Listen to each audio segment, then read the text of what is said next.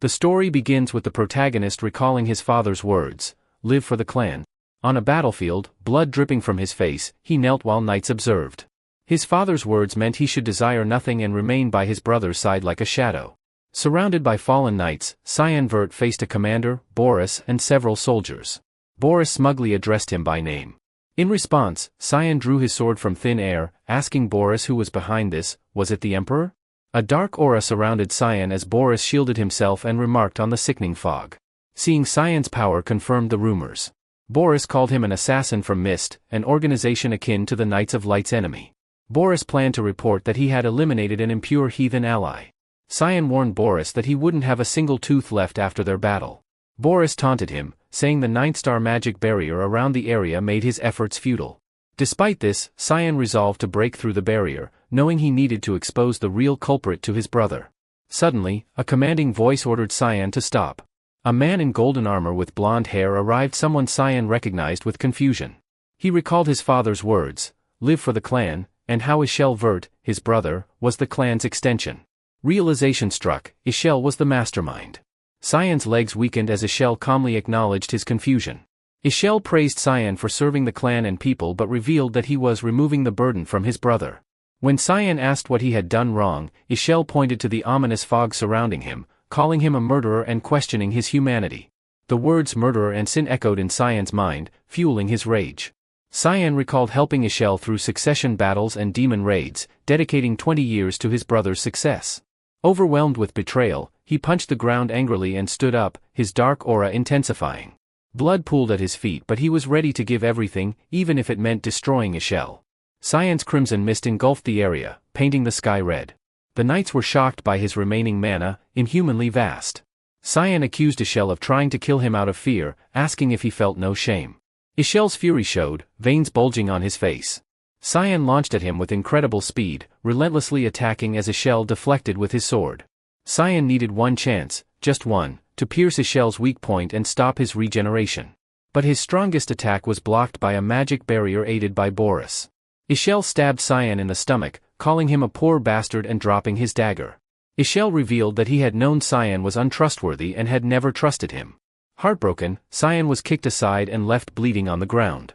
Blood pooled under him as he reflected on his foolish life, calling himself stupid. Suddenly, Cyan chased after Ishel, screaming as he unleashed all his power. His dagger neared Ishel's throat but was stopped by a powerful force that blew him away. He lost consciousness. Then, he heard someone calling, "Young Master Cyan." He woke up sweating and gasping. A maid scolded him for oversleeping and told him to get ready. Surprised, he saw Emily and asked what she was doing there.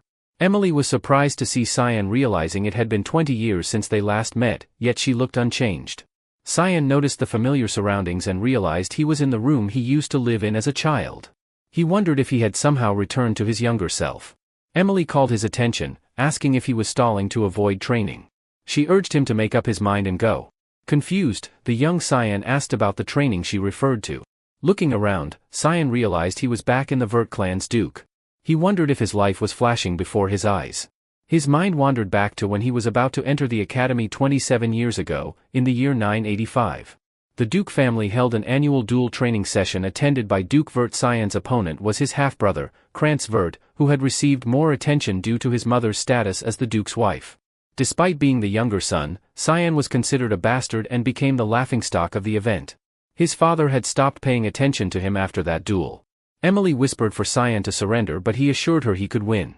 He felt the weight of his rapier and realized his strength was the same as when he was young. It wasn't a dream or illusion. He was back in the past. Krantz mocked him for staying in the duel, and Cyan saw this as his chance to change the future. He looked to his father, who declared the match to begin. Krantz attacked first, confident he'd land a blow, but Cyan easily dodged and disarmed him. He kicked Krantz in the shin, making him fall in pain. His mother, Margaret Argius, yelled in concern. Cyan thought about ending it right there, but instead, he gripped his sword tighter, remembering all the times Krantz had bullied him. This time, he vowed to ensure Krantz would never torment him again. Cyan's victory in the duel earned him the Duke's attention. In the hallway, he encountered Margaret, who seemed flustered. Cyan smirked and asked if Krantz was okay. Margaret lashed out, calling him audacious and insulting him and his mother. She claimed bastards like him didn't deserve to be treated like legitimate children. Cyan's anger boiled over. She had crossed the line. He had considered killing her but stopped, grinning. He knew how to make her suffer slowly. He asked if she knew he would be attending the academy. When she asked what he meant, he replied, "I'm sure you want your son to graduate in one piece, right? Guess you're not worried about him, huh, Duchess?" Her anger flared and she moved to slap him, calling him vulgar, but Jurkin stepped in to protect him. Jurkin apologized to the Duchess, explaining that the Duke had called for him urgently. With a stern expression he told the Duchess they had to leave. She stayed silent, her husband's orders were final. Cyan peeked from behind Jurkin, laughing. He was protected by a knight who wouldn't bow to the Duchess. San thought Jurkin was both kind and reliable. The door opened and the Duke motioned them in. Cannon entered, greeting him. It had been almost 15 years since they had met alone. Duke Wyliersvert, the great feudal lord of Valias in the Wuzif Empire, known as the Guardian of the Continent, had stopped the demon invasion with his magic and wisdom, fighting to the death against the Demon King's army. Cyan remembered him differently, as a man who, despite his heroism, had foolishly spent his life serving others. The Duke noted how Cyan had skillfully dodged the sword, explaining that it had been instinct. He asked when Cyan had learned swordsmanship. Cyan thought the Duke was as sharp as ever. He admitted he hadn't learned swordsmanship but had practiced alone every night. The Duke pressed, knowing Cyan had never shown interest in swords before. He asked why Cyan had hidden such skills. Embarrassed, Cyan said he didn't want attention, but the Duke wasn't convinced. Despite his reasoning, Cyan had gone all out against Krantz. The Duke continued, asking if Cyan thought his actions afterward, kicking Krantz while he was down, had been unnecessary. Cyan felt the Duke was probing, trying to gauge his true abilities. Cyan confessed he had wanted to prove himself. The Duke asked what he wanted to prove and Cyan confidently replied that he wanted to prove he was better than Krantz despite sharing the same blood. He said that had been the point of the duel. The Duke laughed, praising Cyan's clarity and level-headedness. He hadn't realized how talented Cyan was and was pleased by the revelation. He told Cyan he would one day become an excellent support for Ishel. Cyan felt betrayed. Confused and disappointed, he wondered why he was expected to help Ishel. The Duke was still obsessed with Ishel. Cyan's fist clenched. The Duke offered a reward, asking if there was anything Cyan wanted. With sharp eyes, Cyan decided to destroy everything Ishel tried to achieve. He told the Duke what he wanted. Moments later, Emily turned pale when she learned Cyan wanted to enter the battlefront. He reassured her that nothing was certain yet, but she pressed him, asking if he had lost his mind or understood what kind of place it was. She warned him it was filled with terrifying demonic beasts. The battlefront, in the western feud of the Wuzif Empire, was known for its brutal demon battles. The Limia Valley was the front line, a battlefield where demons had fought for centuries. The Duke, who had opposed it, gave Cyan a condition: he must become worthy of entering the Limia Valley within a month. Cyan wasn't sure how the Duke would judge his worth but decided to focus on improving his physical strength in the limited time. He knew he was weaker than his peers but felt lucky to retain his combat instincts from before his regression and some magic. With proper training, he believed he could make good use of his abilities. Determined, he began his training. Suddenly, the door burst open and a woman entered. It was Ellis, with blue hair and a stern expression. She grabbed him by the collar. Emily greeted her but Ellis shook Cyan, demanding to know if he had gone mad. Ellis had heard that Cyan had asked their father to send him to the battlefront. Cyan turned pale and begged Ellis to let him go. She released him and he collapsed to the ground. Ellis remarked that defeating Krantz had clearly gone to his head and ordered him to the rooftop immediately. Ellis gave Cyan an ultimatum on the rooftop: if he could endure her attacks for 3 minutes after drawing his sword, she would allow him to go. RMC questioned if Ellis needed to go that far but Ellis was firm. She then asked if Cyan was after the family title. Cyan was surprised by her assumption: he had no interest in the title. Ellis assumed his silence meant yes and ordered him to draw his sword. He was exasperated. It hadn't even been half a day since his duel with Krantz and now his day was already chaotic. Ellis attacked and though he hadn't expected it, Cyan blocked her strike. Ellis was surprised: he was only 10 and that block seemed impossible. He wondered if Ellis would go all out against her 7-year younger brother. Ellis stepped back, processing what had happened. Despite her rapier's lightness, Cyan had parried her longsword's attack cleanly. She wondered if he had just gotten lucky. Ellis acknowledged that Cyan had better instincts than she had thought. Cyan saw her expression and knew things were about to get serious. She launched a full-on attack but Cyan blocked her sword with his rapier and expertly slid his blade parallel to her throat. Ellis had been taken aback, leaving Cyan struggling to regain his stance. He shifted his sword but Ellis blasted him away. He landed on top of a pillar, breathing heavily. He reflected on how the situation could have gone wrong. Had he not twisted his sword midway, he would have killed her. Mist swordsmanship was designed for immediate kills, and Cyan admitted it had been difficult to fight without that ability, especially since his strength was lacking. He wondered how much time he had left. He had been imbuing his sword with his mana to compensate for his weak strength, but he was nearly at his limit. Ellis, too, was breathing heavily. She called upon Earth and Wine to act as her sword. Cyan was surprised to see sixth-star magic in action. Ellis's blade glowed blue, forming the aqua blade, its shape bearing a strange, crying expression. Cyan wondered if Ellis was trying to kill him. Ellis muttered that she couldn't lose. Cyan could tell by the look in her eyes that this would be the end for him, especially with him positioned on the edge. He anticipated falling, even if he blocked her attack. He decided to trust that his plan would work and charged at her with incredible speed. As Ellis pointed her sword toward the sky to concentrate her power, Cyan gripped his sword tightly, silently hoping for Jurkin to intervene. Ellis was brimming with power. Cyan desperately wished for Jurkin to appear. Just as they were about to collide, Jurkin suddenly appeared, screaming, "Stop!" He blocked Ellis's sword with his own while grabbing Cyan by the back of his neck. The impact of Ellis's attack caused a massive explosion. With a serious expression, Jurkin addressed Lady Ellis, telling her she was being too harsh on a much younger opponent. Cyan, still dangling from Jurkin's hand, sighed in relief. He continued to wonder when Jurkin would appear. As if coming out of a trance, he gasped and immediately hugged her brother, apologizing. She admitted that she had briefly lost her mind and began crying.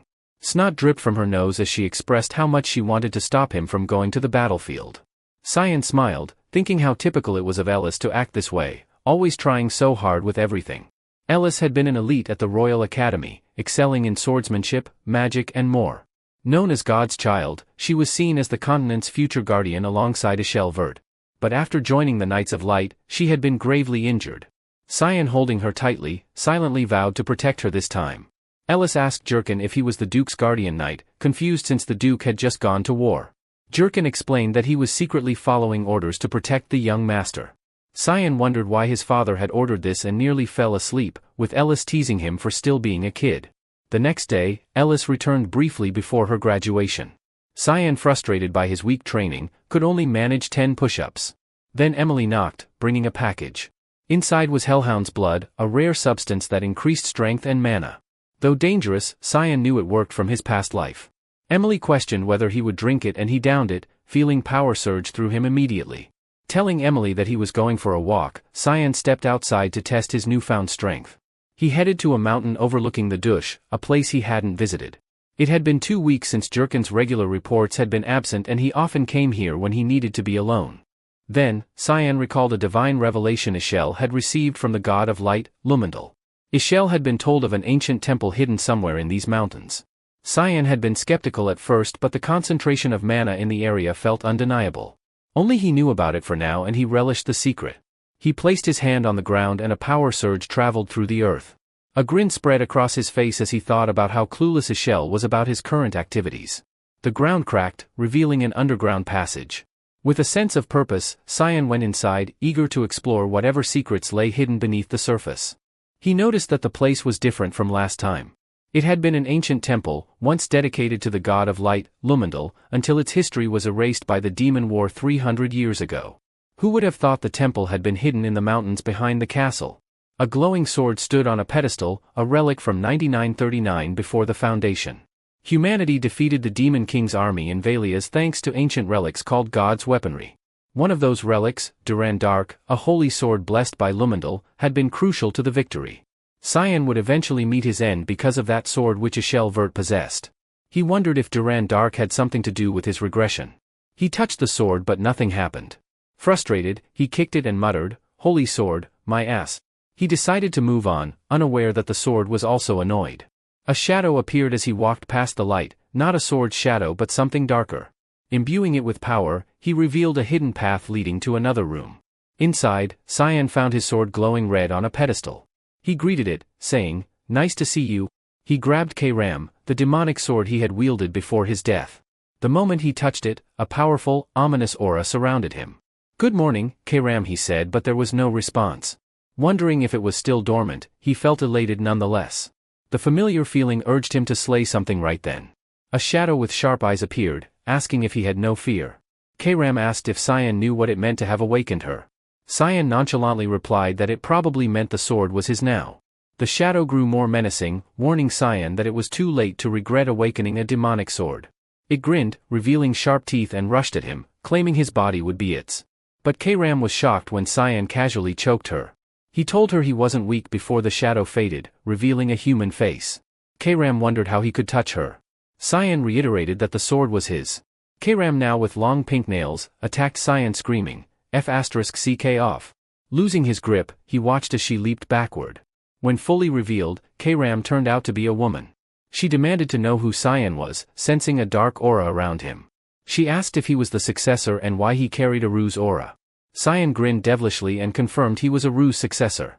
He declared that her master was back and demanded she bow to him, calling her demonic sword Kram. Kram rejected him, saying he was just a kid and unworthy. They fought, and Cyan quickly realized that words wouldn't be enough. The demonic sword's ultimate goal was to possess its user, leaving him no choice but to act. Though he had planned to go easy on her, Cyan grinned and activated his demonic sword control. Suddenly, Kram was pulled to the ground, groaning from the impact. Cyan told her he'd say it once. Why wouldn't she accept him as her master while he was still being merciful? Kram gritted her teeth and demanded to know how he could use such power. Cyan activated demonic sword control again, smashing Kram's face into the ground repeatedly until her head was buried deep. He asked if she was ready to accept him now. Kram replied that she received it but still called him human. Just as Cyan prepared to activate his control again, Kram corrected herself, calling him master. With his business in that place finished, Cyan wondered if it was time to return, having been gone for too long. In sword form, Kram expressed how refreshing it felt to breathe fresh air again. She emerged from the sword, forming a black balloon with eyes, a mouth, and pink hair. She happily commented on the feeling. Kram then asked for her master's name. Cyan gave his full name and Kram said she had never heard it. She asked again if Aru had indeed chosen someone like him. Cyan replied, yeah, in my past life. This confused Kram. He explained that he had died once before. Kram thought, what the hell? Then, she noticed the other sword in front of them. She remarked that it was still sleeping, and Cyan mentioned it would have to wait 20 years for its owner. Kram noted how Cyan spoke as if he knew the future.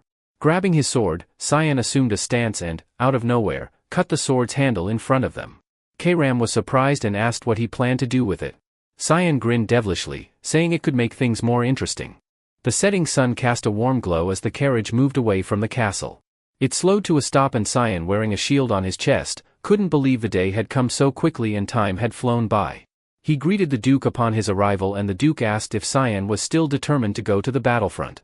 He said this would be the last time he would ask, and assured Cyan that he wouldn't stop him if he wanted to back out. With confidence, Cyan declared that his heart was already set on the battlefront. The Duke then instructed him to open what he had, and Jurkin revealed a magic scroll. Cyan recognized it immediately. It was a summoning scroll. Jurkin released it and a creature with flames on its body appeared. It was a hellhound, a low-ranked demonic beast from the Lamia Valley. Cyan thought his father and the knights must have gone through a lot to prepare for this test. The knights placed their hands on their swords, ready for action. Cyan observed them, noting their preparedness to step in if the situation became dangerous. The Duke told him he was responsible for his actions and urged him to prove his resolve by passing the trial and showing them his strength. Jurkin thought about the trial, his grip tightening on his sword. He remembered the time Cyan had invited him for a duel. Back then, Cyan had explained there were only 3 days left until the deadline for his promise to his father. He couldn't just keep swinging his sword aimlessly and wanted to experience a real fight. He asked Jurkin to help him, though he had been hesitant, and suggested that Cyan duel someone closer to his age, like young Master Krantz. Cyan explained that, for some reason, Krantz always ran away when he saw him. Jurkin, annoyed, had finally agreed. He informed Cyan that he would only fight with his sword's sheath and focus on defense, encouraging Cyan to attack him as much as he wanted. Cyan thanked Jurkin for his help and asked him for one more favor.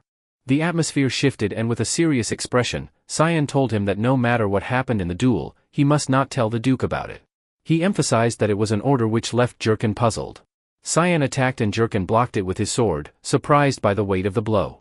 He couldn't believe such strength came from a 10-year-old. Before he could get back into stance, Cyan attacked again. Jurkin was stunned by how fast Cyan moved and quickly realized he had lost sight of him. He sensed C behind him just in time to defend. He attacked him relentlessly. Cyan gave his all in the duel, but Jurkin deflected every strike. He admitted he couldn't win against him yet and thanked Jurkin for his hard work. Jurkin, breathing heavily, praised the young master in his mind. He couldn't believe how much Cyan had grown since his weaker days. He is confident that the young master can overcome the trial.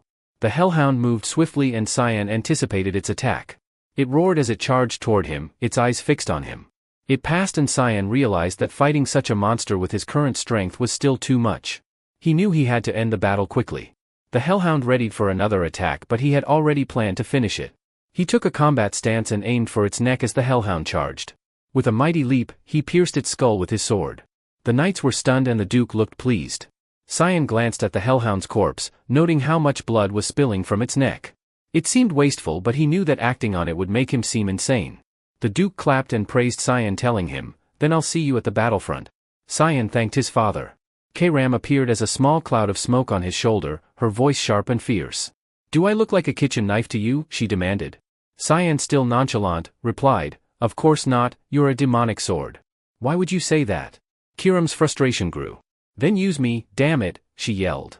She eyed the corpse of the hellhound and stuck out her tongue. "I need blood to get stronger. Let me have just one gulp." Cyan's gaze darkened with murderous intent. "Don't worry," he said coolly. "Soon, I'll use you to my heart's content. Look forward to it." Kayram grumbled under her breath. "You should have just woken me up back then," she muttered, annoyed. An ogre had appeared in the northwest and the duke had ordered the knights to set up a defense and eliminate it, leaving no survivors. The knights had activated the restraint of salvation, a bright yellow mark glowing in the air. A magic circle had appeared beneath the ogres, immobilizing them with restraints. The duke had commanded the knights to attack and they had swiftly cut down the ogres despite their roars. Cyan, mounted on a horse, had watched while Emily, behind him, had cried in fear. She had asked why he had come to such a dangerous place. Cyan had felt nostalgic, and when the duke had asked about being on the front lines, he had admitted to feeling nervous. The duke had warned him never to let his guard down, as death could come unexpectedly. Cyan had nodded, understanding the constant danger of the front lines. There were typically 3 to 4 battles a day, each with a response plan. The knights, the core of the defense, had handled most of the monsters. Cyan's assigned team had been stationed at the rear, the safest area, but he had struggled to find a chance to feed Kayram. As Emily had trembled under the blanket, she had reminded him that, as the duke had said, they never knew when or where they might die. Cyan had asked why Emily wouldn't return to camp. She had snapped, "Do you think I can leave when you can't do anything without me?" Annoyed, she had said that if she ran away, who would take care of him? She had told him to move since it was time to eat. Cyan had asked about the cape he'd requested, but Emily had left without replying. Holding back his frustration, Cyan wondered what would happen if he chased her away. That night, Cyan had placed a doll resembling him in bed, covered it with a blanket and made it look like he was sleeping. Still with her eyes closed, Emily had asked if he planned to exercise. He had confirmed and asked if he had woken her. She had praised his diligence, saying the duke would have been proud.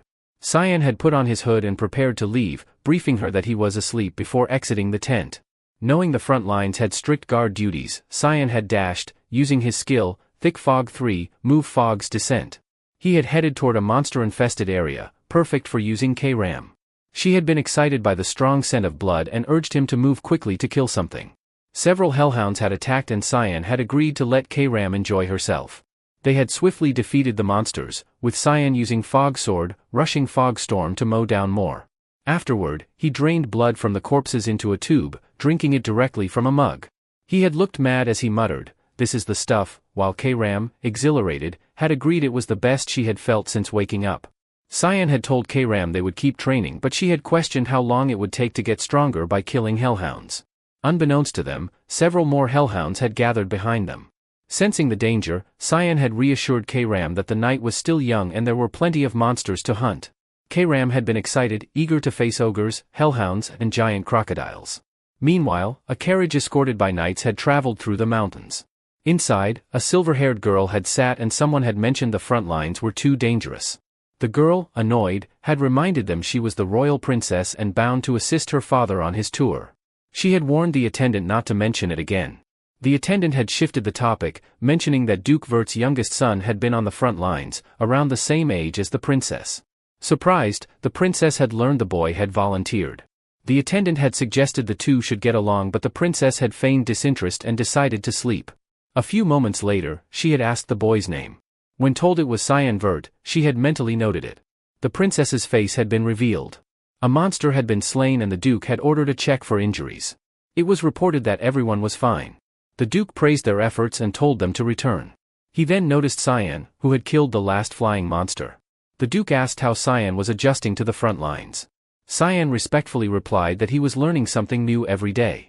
The Duke, expecting Cyan to want to leave, remarked that his son had endured well and expressed pride in him, which surprised Cyan. Before leaving, the Duke requested that Cyan meet him in his tent early the following day. His father's kindness took aback Cyan. That night, a deathworm emerged from the ground. Cyan narrowly escaped, but the massive creature, with sharp teeth along its body, was a deadly foe. It usually appeared deeper in the valley. Sensing Cyan's struggle, Kram offered to take over, but he was wary of her intentions. Kram promised to use it briefly, allowing him to take over afterward. Cyan pointed out that the deathworm's regenerative ability made shallow attacks pointless. Cyan agreed, realizing they might be stuck in an endless battle if they continued. A month had passed since Cyan went to the front lines. He had drunk the blood of countless demonic beasts but still felt it wasn't enough. When a deathworm attacked, Cyan reluctantly decided to go along with whatever Kram had planned. Kram activated Thick Fog 9th form, demonic sword manifestation, eager to unleash her power. She sliced through the deathworm's thick skin with one swift movement. Using Fog Sword 8, fluttering petals, she moved swiftly, cutting the deathworm to pieces, its blood spilling everywhere. Meanwhile, the Duke's party examined the corpse of a monster, noting its fresh kill and imposing mana. Jurkin suspected a demon had been involved. The Duke agreed and instructed them to inspect the area and burn the corpse. Upon closer inspection, the Duke noticed familiar sword traces, sensing a sense of déjà vu. He called him to investigate further. They found the corpse of a deathworm. The Duke was intrigued, wondering who could have slain such a creature. The slain deathworm was the same one Cyan had killed, and the Duke suspected that an organization he knew might be behind it. Kiram's demonic sword manifestation allowed her to take control of Cyan's body and use her true powers. However, if Cyan let his guard down, she could completely take over. Cyan knew this, so he thought letting Kram take down even one monster was reckless. Afterward, he woke up sore, thankful for the demonic beast blood he had drunk, as his body would have broken down a month ago. Kram announced that she understood everything now, remarking that Cyan's appearance might have been that of a child, but he didn't act like one. She knowledge of Lemia Valley and his sword techniques, which suggested decades of training. Noticed his expert handling of her, his knowledge of Lemia Valley and his sword techniques, which suggested decades of training. Cyan revealed that he had already died once, confirming Kiram's suspicion. He was a regressor. Cyan looked at her as if she were a fool. He asked if it wasn't obvious when he told her he'd already died. He thought he'd made it clear enough. Kram was stunned and then angry, yelling that he hadn't explained anything. Cyan shrugged, saying he was too lazy for that. Kram changed the subject, commenting that killing Cyan must have been tough. She had a few theories, such as him being destroyed by the owner of the Duran Dark. She guessed betrayal, given how he had looked at the holy sword like trash. She figured his goal had been revenge and warned that she'd swallow him up if he faltered. He smacked her head, reminding her to know her place. Kram was left dizzy on the ground. In his head, Cyan noted that she hadn't changed, like in his previous life. He left the tent, confused by the chaos outside. Emily rushed over, reporting that high-level monsters were near the valley entrance. Cyan grew tense, thinking she might mean the deathworm. Emily added that it had been years since any high-level monster had been seen near the camps. He asked if she knew anything else, like sightings of a suspicious person, but before she could respond, Oaken called for him. The Duke wanted to see him right away. Cyan sighed, irritated. His quiet life before entering the academy was slipping away. He couldn't handle the corpses last night because soldiers had shown up out of nowhere. He headed to the Duke's tent, expecting his father to know he'd killed the monsters. The Duke acknowledged his presence and Cyan braced for a difficult conversation, trying to think of an excuse. The Duke got straight to the point, asking Cyan what he had been doing the previous night. Cyan replied that he had gone to bed early because he had been tired. The Duke found this suspicious as the sword traces reminded him of Cyan's technique. However, he dismissed the thought, reasoning that someone as young as Cyan couldn't have slain a deathworm. Cyan, noticing his father was distracted, called his attention. The Duke assumed Cyan already knew what had happened but decided to investigate further, suspecting a secret organization called Mist. Cyan feigned ignorance, pretending it was his first time hearing of Mist. The Duke explained that Mist was an ancient organization infamous for assassinating nobles under the guise of purification, always leaving a black fog behind. They had disappeared a century ago, yet the deathworm's corpse from the previous night was shrouded in the same fog. The black fog, the god of darkness worshipped by Mist, convinced the Duke that Mist had returned and killed the deathworm and other beasts. Deep down, Cyan marveled at his father's deduction, even though Mist hadn't been seen for centuries. The Duke admitted he had no answers about Mist's reappearance but advised Cyan to be cautious. He planned to notify the Empire and investigate further, believing Cyan had no connection to Mist. The Duke then shifted topics, asking if Cyan knew who was visiting. Cyan mentioned he had heard about His Majesty's visit but hadn't known it was that day. The Duke asked Cyan for a favor, making him slightly nervous. The horn blew, followed by the announcement of His Majesty's arrival. All the knights, including the Duke, knelt in respect. The Emperor enthusiastically called the Duke by his first name, descended from his horse, tapped the Duke on the shoulder and told him to rise, reminding him they were old friends. The Emperors fell on Cyan and he greeted him indifferently. Cyan introduced himself and the Emperor remarked that living in such an environment at his age showed how exceptional the Duke's children were. Cyan's goofy expression surfaced as he remembered the favor the Duke had asked, the simple task of presenting himself as the Duke's son. In his past life, Cyan had always stayed indoors during the Emperor's visits, making this moment a touching sign of his father's trust. The Emperor then introduced someone, a young lady who stepped out of the carriage, introducing herself as Erin Sevelis, the fifth princess of the Wuzif Empire. Cyan recognized her as the tragic fifth princess from his past life. Earlier, the Duke had asked him to escort Princess Erin for the day. At first, Cyan didn't know how to respond but the Duke reassured him that he only needed to keep her company. The Duke noted that Erin was the same age as Cyan and mentioned they'd likely meet often at the academy. Cyan recalled briefly seeing her during classes in his past life. The Duke encouraged him to build rapport with her, suggesting no harm in befriending royalty. Though reluctant, Cyan understood his father's hope for them to form a bond, similar to the friendship the Duke shared with the Emperor. Cyan thought the Duke had chosen the wrong person for that task. He couldn't see Princess Erin as a potential friend. Although he knew the future and couldn't share it, he found the situation annoying but decided to comply. His attention shifted when the princess began speaking. The princess asked why the river was red. Cyan confirmed she meant the Blood River and explained it flowed through the entire Limia Valley. The red water came from old or injured demonic beasts instinctively jumping in when they could no longer survive. Their decomposing bodies and fluids, broken down by mana, turned the water red. The princess's shocked, goofy expression amused Cyan as he casually added that demonic beasts drank and washed in the river. He warned her not to go near it, calling it disgusting. The princess, looking horrified, asked what lay at the river's end. Cyan replied that it led to the demon realm. When she nervously asked if demons lived there, Cyan couldn't resist teasing her with a devilish grin. He joked that she might meet the Demon King if she followed the river. The princess's horrified reaction entertained him, though he knew no one in their right mind would do such a thing. Suddenly, a bright light appeared, capturing everyone's attention. The princess asked what it was and Cyan explained it was the 3D sentry post in the west. The yellow light signified the approach of demonic beasts, shocking the princess even further. The Duke ordered the Guardian Knight Division to the 3rd sentry post to protect the Emperor. The Emperor dismissed the need for extra caution, unsheathing his sword to show his boredom. Reluctantly, the Duke agreed. The Emperor then declared his knights would join the demonic beast raid and focus on eliminating the beasts. The Duke assigned Cyan to the raid which Cyan agreed to. The princess asked if Cyan could fight the beasts and he assured her he would support her from the back. He urged her to return to safety but she insisted on joining. Cyan, frustrated, told her battles weren't playgrounds and warned that people died in them. She refused to back down. Cyan called Jurkin, who offered to escort the princess to safety. The annoyed princess called Cyan impudent for treating her as a princess that way.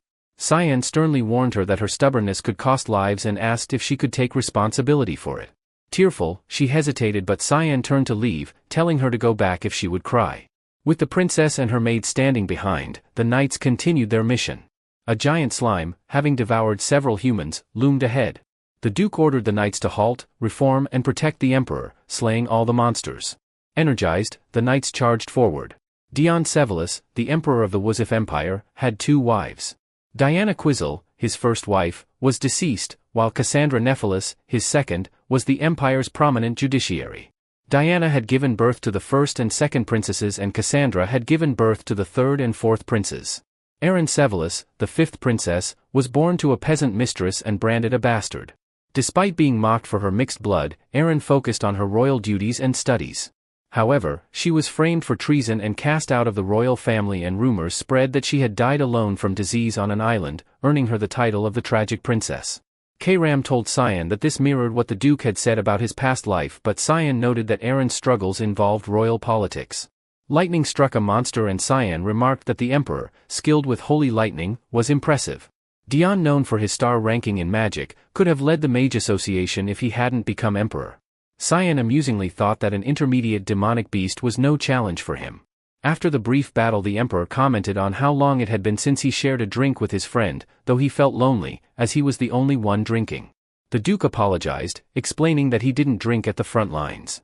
The Emperor, reminded by the Duke's question about the Empire's atmosphere, shared concerns about recent noble assassinations causing anxiety. The Duke asked if there was a pattern. The Emperor confirmed that all the victims were corrupt nobles and black fog had been found at each crime scene. The Duke revealed traces at the battlefront, suggesting the Mist followers were involved.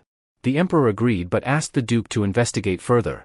He also expressed concern over rumors blaming Princess Erin for the chaos and asked the Duke to protect her if he died. Later, as rain poured, everyone was inside their tent, including Emily, who questioned if that was everything. Cyan replied, asking what more she expected. Emily scolded him, saying he'd never marry if he kept thinking that way. Unaware of someone outside his tent, Cyan assured her he'd train in the rain. Emily was surprised and asked who it was when a girl appeared. The girl removed her hood, revealing Princess Erin, who invited Cyan for a chat. Emily, excited, acted like a fangirl as they went inside the tent guarded by royal knights. Princess Erin asked how long Cyan had been there and he replied that it had been a month. She hesitated before asking if the maid could step outside, as she kept staring. Cyan told Emily to go out and her comment about them having fun confused them both. Cyan thought it was odd to have fun with a 10-year-old. Princess Erin apologized for her earlier behavior, admitting it had been unprincess-like. Cyan reassured her and apologized for being rude. She laughed, saying she would have done the same in his place. She mentioned how Cyan was more mature and well-liked than she was. Princess Erin then asked if he was attending the academy and offered friendship, but Cyan cut her off, saying he wouldn't help her. His response shook her. Annoyed, told her that if she just wanted friends, she should leave. Princess Erin, tears streaming, insisted that she wanted to be on good terms and asked if he also thought of her as a hollow princess. Cyan stayed silent. She then backed off, apologizing for wasting his time and admitting that she had been short-sighted to think they could at least talk. Princess Erin told Cyan he was completely different from Sir Rochelle, which struck a nerve in him and evoked strong feelings. He grabbed her arm and she yelled, "What's wrong with him?" With murderous eyes, Cyan asked how she knew his brother. She explained that she had met him during a Royal Academy tour last year where he had advised her to ignore others' opinions and fulfill her role as a princess. Cyan scoffed at the advice in his mind, knowing his brother's demonic personality better than anyone. He realized everything had started when his brother met Princess Erin, including the plan to bring her down. He warned her, but their conversation was interrupted by a loud noise. Emily ran into the tent and told him to run, but the roof had already caved in, followed by a loud impact from an attack. The knights cursed as a massive ogre swung its bat-like weapon inside. They rushed to check on the young master. Empty with worry, Emily saw the weapon lodged in the ground and cried out to the young master. The ogre's features were revealed. The scene shifted to the Emperor, who was surprised to receive a report about advanced-ranked demonic beasts ambushing the rear camps of the border regions, with the princess present. He immediately ordered the Imperial Army to secure her safety. The Emperor wondered who the princess was meeting there. Several ogres and deathworms were present and Cyan, RMC, was still alive, hiding behind debris. Emily, Princess Erin and the knights were also hiding behind rocks. Cyan assumed something had changed for these monsters to appear in the rear camp, wondering if it was because of him. Emily sobbed, thinking he was dead and promised never to leave his side again. The tent's roof had collapsed earlier and Cyan rushed to protect the princess. Cyan, recalling how he had killed the Demon King, wondered how he could die now from a mere ogre. Princess Erin was concerned about the knights, but Emily reassured her, blaming herself for putting them in danger. The knights reassured the princess that protecting her was their duty as the Empire's knights. The other knights reassured the princess, but those were the last words of one knight. Sensing danger, he yelled for everyone to move, but the ogre's hand was already reaching for him. It squeezed him until he coughed up blood. The princess was horrified, but Cyan immediately jumped before her, ordering her to move back. The ogre smiled, confirming Cyan's suspicion. It was after him. He told them to run with the princess while he distracted the beast. Emily eagerly agreed, leaving Kram dumbfounded.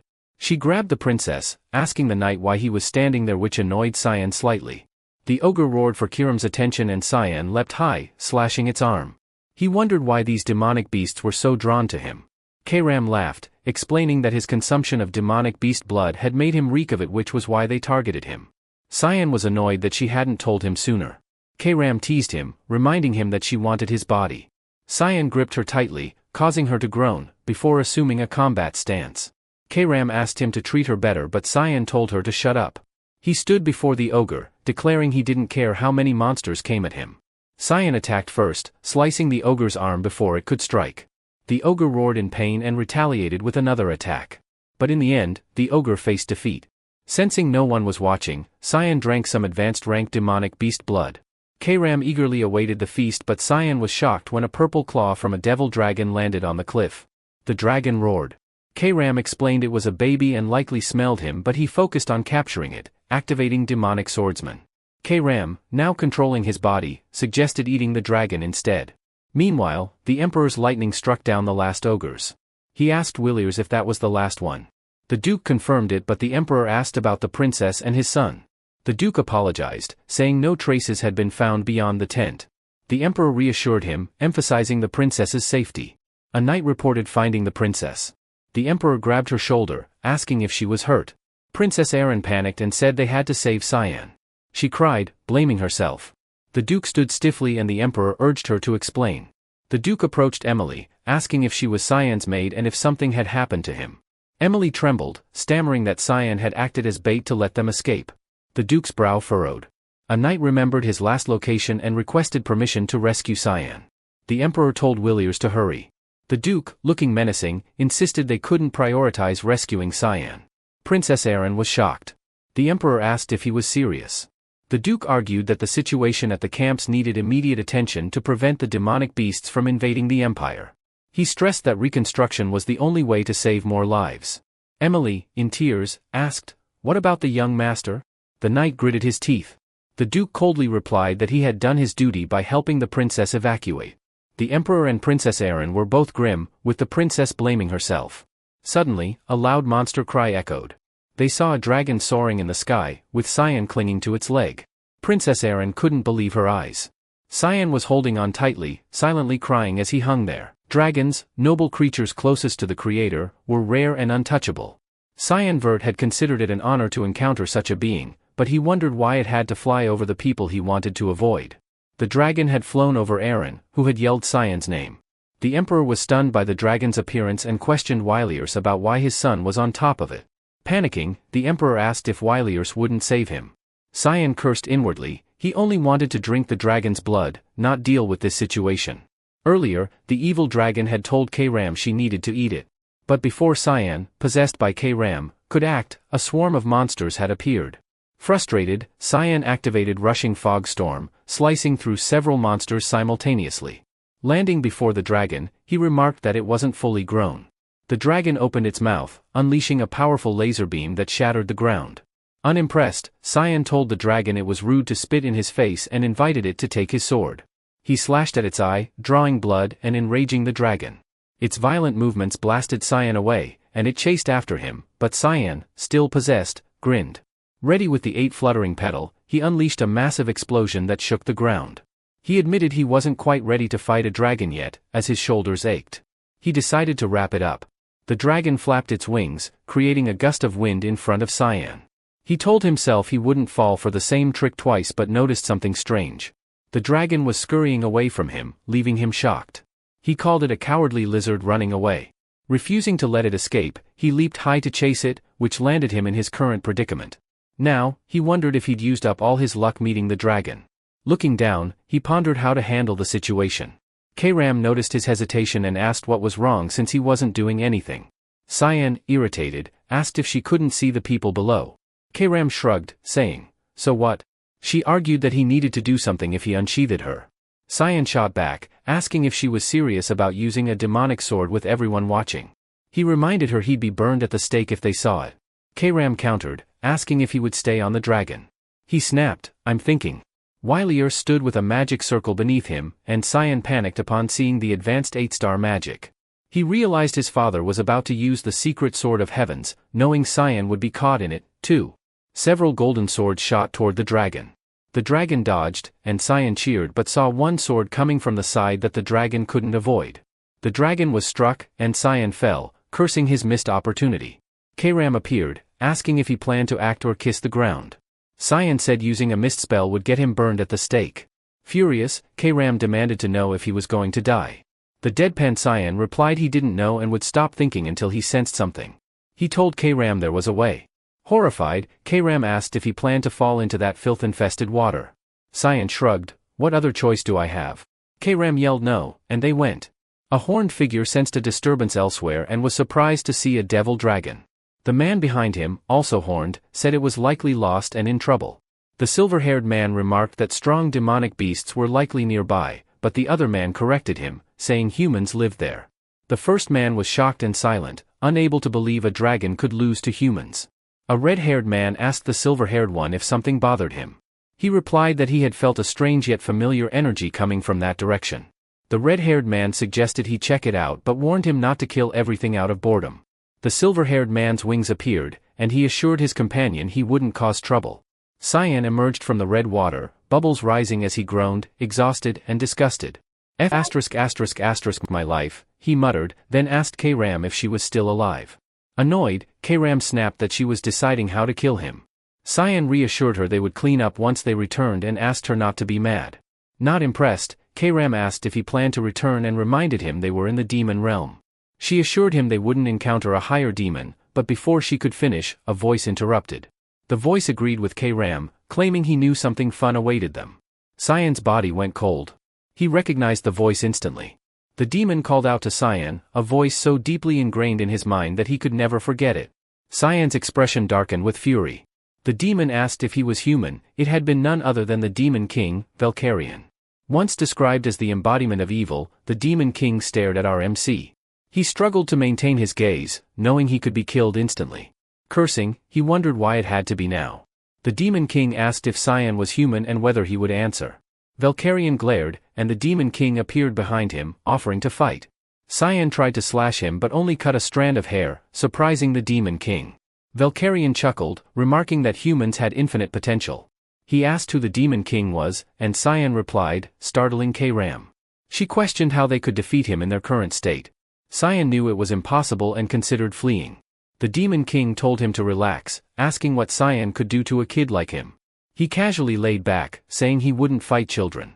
Cyan made a confused expression at his behavior. Valkyrian asked again if he was human, and Cyan replied yes. The Demon King asked how he had arrived, and Cyan explained the water current.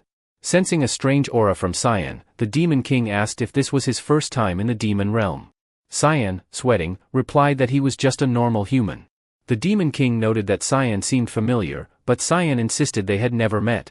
The Demon King agreed, still puzzled about when Cyan could have seen him. Cyan asked why the Demon King was there. Noticing his relaxed demeanor, he wondered if this was the same Demon King he knew. The Demon King explained that he had felt a strange energy while making his rounds. Cyan asked about these rounds, and Valkyrian explained that, as Demon King, he oversaw the lands he ruled. He stopped mid-sentence, sitting down and asking Cyan what he had just said. Cyan repeated the explanation.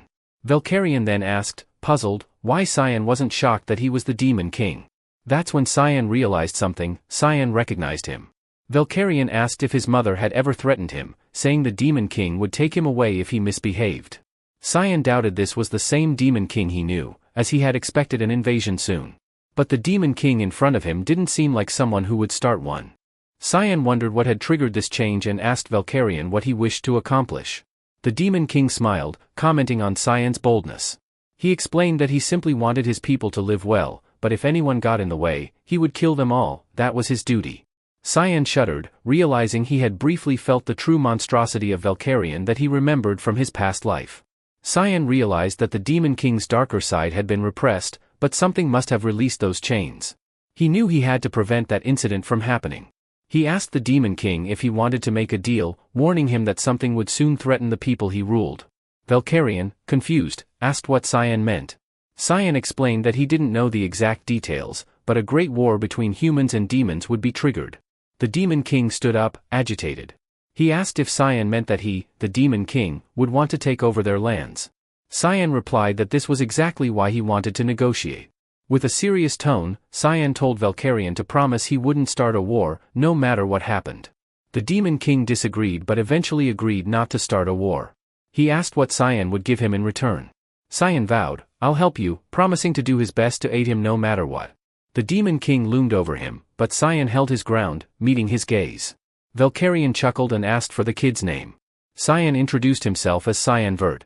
The Demon King then promised Cyan Vert that, as the ruler of the demon realm, he wouldn't invade the human lands, no matter what. With his wings spread, Valkyrian flew into the sky, reminding Cyan to keep his side of the bargain. After all, a deal is a deal.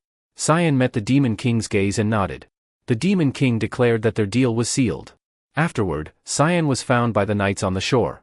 They marveled at the miracle as he was conveniently lying there for the inspection team to see. He was soon dubbed the boy who survived the Devil Dragon. They returned to an abbey on the borders, which was being used as a military hospital. Cyan muttered, "Sorry." Princess Erin was by his side, repeating her earlier words. In his mind, Cyan thought everything was resolved. Blushing, Princess Erin asked, "Will you be mine?" Cyan, confused, casually declined, "Nah." His immediate response took aback Princess Erin. She had almost cried, thinking he would decline because she was a powerless princess. Cyan, annoyed, thought her attitude was worse than her lack of power. He knew what was coming but couldn't stop thinking about how his worthless brother was somehow tied to her tragic end. Cyan replied, "You're right." He told her she had nothing to offer, no influence or etiquette, and that being close to her would be bad for him. But he said, he would watch her from afar until she improved. Erin, surprised, asked for confirmation. He assured her not to be disappointed. Blushing, she vowed to become powerful enough that he couldn't ignore her. Cyan replied that he looked forward to it, noticing how quickly she cheered. Before leaving, Erin thanked him for being alive, which made Cyan deadpan. A few days later, a man stood at the rear camp's outskirts, holding a glowing box and laughing silently. He muttered that there wasn't much left. Suddenly, a voice said, "So it's you, Reynold Crimson?" Reynold froze, feeling invisible chains bind him. The person, exuding an ominous aura, approached. Reynold held a small dimension box, which the person identified as a commercialized artifact that hadn't been released yet. It was a masterpiece of the Garum Kingdom's Mage Association, imbued with a dimensional realm and enough mana for infinite storage. The person asked if that was correct. This person had been watching Reynold for a year, suspecting someone within the Empire had been smuggling these boxes. Now, he understood the process. He took the box and identified Reynold as a 7-star mage knight from the Garum Kingdom. Reynold recognized the person, it was Cyan Vert. He asked why Cyan was there. Cyan emptied the box, revealing monster body parts. He told Reynold he assumed Reynold had extracted demonic blood and smuggled it across the border in supply carriages. Cyan also suspected a spy had helped Reynold with the supplies. Reynold denied knowing anything, but Cyan told him not to play dumb. Cyan knew the blood was already on the black market and wondered if Alice had gotten Hellhound blood through the same channel. He asked who had betrayed them, but either way, Reynold couldn't be allowed to live. Reynold, still partly immobilized, began using magic. He cast breath fire, warning Cyan to die. He claimed the consequence of letting his guard down was death, unleashing a massive flame. Reynold smirked, thinking Cyan was dead, and confirmed that the rumors about him were true. Reynold watched as his flames engulfed the spot where Cyan had stood. He sighed, upset about losing the dimension box. He hadn't expected this during transport. Suddenly, his hand was severed, blood pouring from the wound, and he saw a black fog. Cyan stood before him. Reynold thought it was mist, but Cyan grabbed his neck and offered him a choice: tell Cyan about the smuggling route and the spy, dying a quick, comfortable death, or face a tragic end so horrible that even Satan would pray for him. Hours later, people were unloading boxes at Valias's western border trading post. Two men eagerly examined the contents, glad they'd be able to take more this time. But when one man opened another box, they were shocked to find it contained Reynold's head. They wondered who could have done such a thing. A man in a robe observed the scene. It was Cyan. Kram asked if he wasn't going to deal with the men. Cyan replied that he'd leave them, assuming the warning had been sufficient. Reynold Crimson, the Garum Kingdom's 7-star mage knight, had been smuggling demonic beast blood from the front lines behind the Wuzif Empire's back. The blood was meant for the Garum Kingdom's Mage Association, where mages obsessed with surpassing humanity's limits gathered. The association studied the origin of magic and created powerful artifacts like the Dimension Box. They planned to use demonic beast blood for even darker purposes in the future, and Cyan knew he had to stop it. Kram remarked that she had thought Cyan only lived for himself but was puzzled by his selfless act. Cyan replied that he didn't like more people using demonic beast blood. Meanwhile, in the Wuzif Empire, Ishel gazed out the window. He received word that Cyan Vert had gone to the front lines with their father. A naked woman on his bed heard the name and recognized Cyan as Ishel's half-brother. Ishel, irritated, commented that Cyan was getting on his nerves and decided to see him. The scene shifted to where the 2 pieces of luggage had been placed. Emily celebrated being out of the front lines, excited about the academy. She commented that it would be nothing like that gloomy place, while S muttered that it was just the beginning of hell for him. Unlike Emily's expectations, the academy was filled with politics, envy, and schemes, where networking mattered more than education.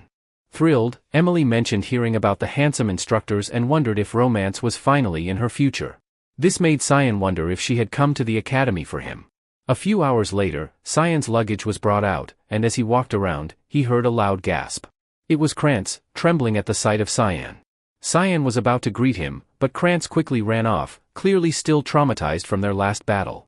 Kram asked who that idiot was, and Cyan explained that it was Krantz, her half-brother, adding that Cyan shouldn't mind him. Kram remarked that Cyan was the opposite of his family, but Cyan disagreed, thinking the absolute opposite was someone else. He opened the door and was greeted by polite servants. Surprised, he noted that the butler treated him with respect now as if his father or that bastard had been inside. He couldn't help but reflect on how much had changed over the past year, believing it was a reward for his hard work. As he turned the doorknob, his mood shifted. He recognized the aura that made him shudder and tightened his grip. He knew that beyond the door was that bastard. Ishel greeted him with a smile while C struggled to stay calm. Ishel asked if Cyan didn't remember him, but deep inside, Cyan's vision darkened. Ishel reminded him that their last encounter had been before Cyan had entered the academy. Cyan knew there was no way he could calm down at that moment. Slowly, he pulled out Kram, wanting to kill Ishel, but someone gripped his hand. It was Kram who urged him to get it together if he didn't want to die. She told him there was no fun in killing Ishel right now. That stopped Cyan. He closed his eyes, breathed, and politely greeted his older brother. Ishel replied that Cyan remembered him, to which Cyan responded that he could never forget his older brother's face. Ishel patted his head, smiling, and said he was glad Cyan hadn't forgotten him.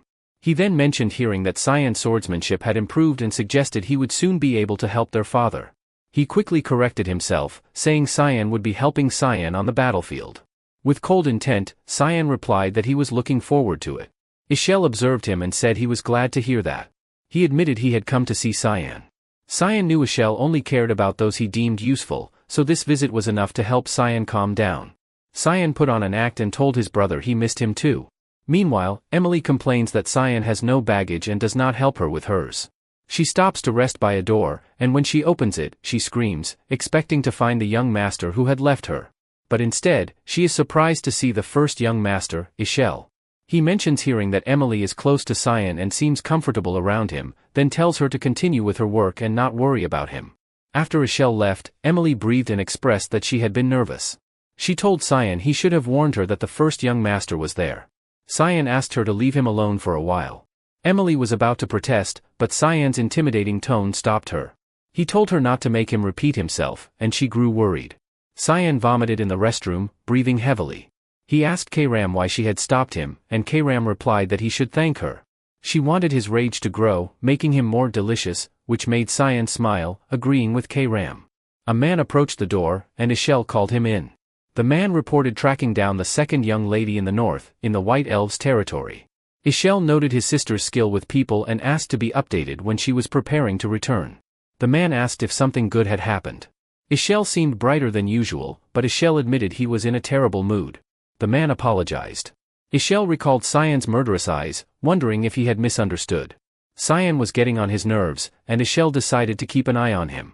The man reassured him that he'd assigned someone. Ishel stared out the window, still wondering what Cyan Vert was hiding. The day Cyan had to leave arrived. A carriage and several knights waited outside the mansion.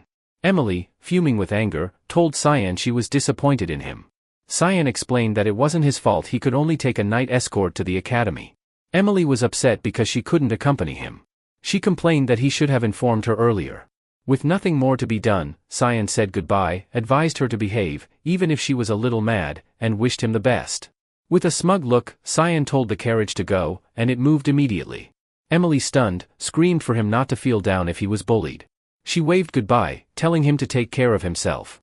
Cyan thought that was very like her. He then remembered when he was 8 years old, sick with a fever and losing consciousness. No one had been there for him except Emily. She had carried him in the rain to the nearest doctor, screaming for help. An old man had opened his clinic and let them in. Emily had done everything to help him, and Cyan knew that if it hadn't been for her, he would have been found dead. To Cyan, Emily was one of the people he cherished most. He smiled at her and reminded her to act right, or she'd end up dead by his hand.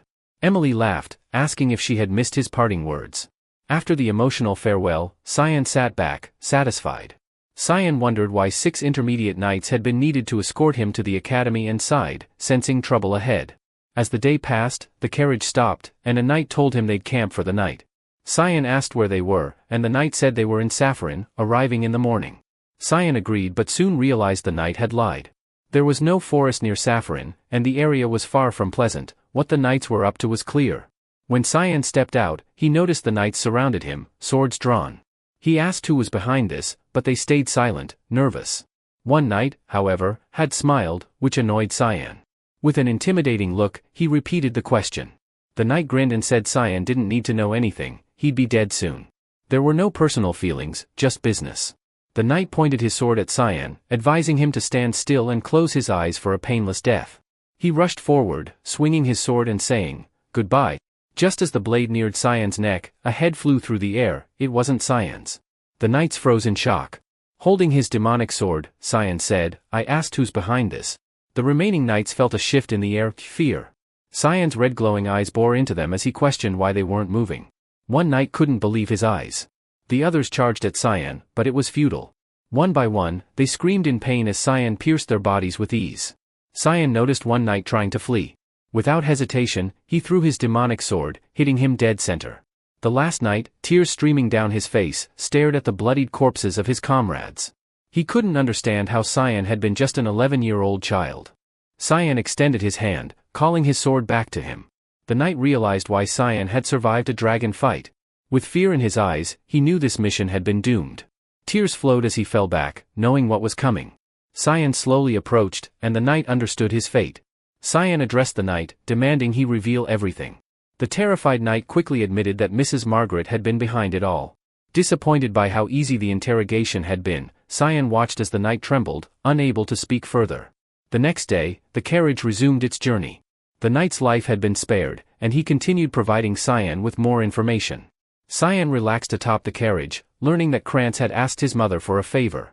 A dark aura radiated from Cyan as he realized it had been his worthless stepbrother. He promised to teach him a lesson when they crossed paths again. The knight, still nervous, asked Cyan what would happen to him now, tears welling in his eyes. He wondered if Cyan would kill him. Cyan noted he didn't seem sad about it, and the knight justified it by saying they had been the first to try to kill Cyan so that he couldn't resent him for retaliation. To ease the tension, Cyan casually told the knight to drive. He added that there was a difference between being useless and having no value in life, shocking the knight. Grateful, the knight thanked him. A few moments later, Cyan exclaimed, "We're finally here." Finally, he stood before the grand central city Saffron. Elsewhere, a vase shattered as a voice demanded an explanation. The trembling person was Mrs. Margaret, furious over the news. The butler had reported that one knight was missing, and the other 6 were dead. Cyan had left Saffron 10 days ago. Mrs. Margaret blamed the person in front of her and screamed, questioning how they had failed to dispose of a child. The butler quickly apologized, admitting they had underestimated the young master and sweating as he suggested someone else might have been involved. He begged for one more chance to finish the job at the academy. But Mrs. Margaret feared Cyan would harm Krantz if they proceeded. When angered, she remembered his menacing look and wanted her son to graduate safely. Turning away, she ordered the butler to do nothing but remind him to keep their conversation secret and eliminate anyone who knew. The butler left, unaware that someone had watched him from the hallway. 10 days after leaving Saffron, Cyan had been napping when Brian, the knight he had spared, had informed him that they had arrived at the Royal Academy. Cyan assumed Mrs. Margaret knew he was alive and safe but still needed to decide what to do with Brian. With a sigh, Cyan realized he was back at the academy. The carriage pulled up, and while the memories hadn't been good, the academy had changed him. Upon entering, Cyan showed his emblem and introduced himself as Cyan Vert of the Duke Vert family. The staff were stunned but quickly confirmed his registration and directed him to his dormitory. The entrance ceremony and elemental test were in 2 days. Cyan was surprised and received a room key with a letter, which confused him further. He asked if there had been a mistake. Brian then dropped the bags onto the floor, wide-eyed. Cyan's room was the royal hall, a luxurious space unlike any other dormitory. Cyan thought it odd, as no one in his family had received such treatment. Someone must have been behind it. He asked Brian if all the luggage had been delivered, and Brian nervously confirmed. With everything in place, Cyan reached into his coat pocket and told Brian his role was over. Brian panicked, fearing the worst, but Cyan pulled out a bag of gold coins. Brian dumbfounded and asked, "What's with the money?" Cyan kept walking, telling Brian it was his payment for the past few days. The money should be enough for Brian to start fresh, as returning to Vass could have meant his death. Brian was left speechless. Brian suddenly kneeled and asked Cyan's permission to serve him for life. Cyan, shocked to learn Brian was a knight, listened as Brian explained that he had been treated as a coachman and had been taught to serve someone he trusted. Cyan sighed, calling it foolish. Sensing Cyan's dark aura, Brian asked how he could trust Cyan wouldn't betray him. Brian quickly added that it didn't matter if Cyan took his life. Cyan tapped his shoulder, telling him never to think about betrayal, his way of accepting Brian as his knight. Cyan then announced they would skip the entrance ceremony and go straight to the elemental test. Brian remained stunned.